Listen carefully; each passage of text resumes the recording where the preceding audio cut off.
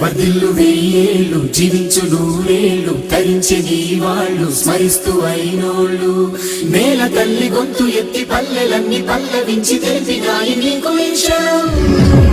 జన్మదిన శుభ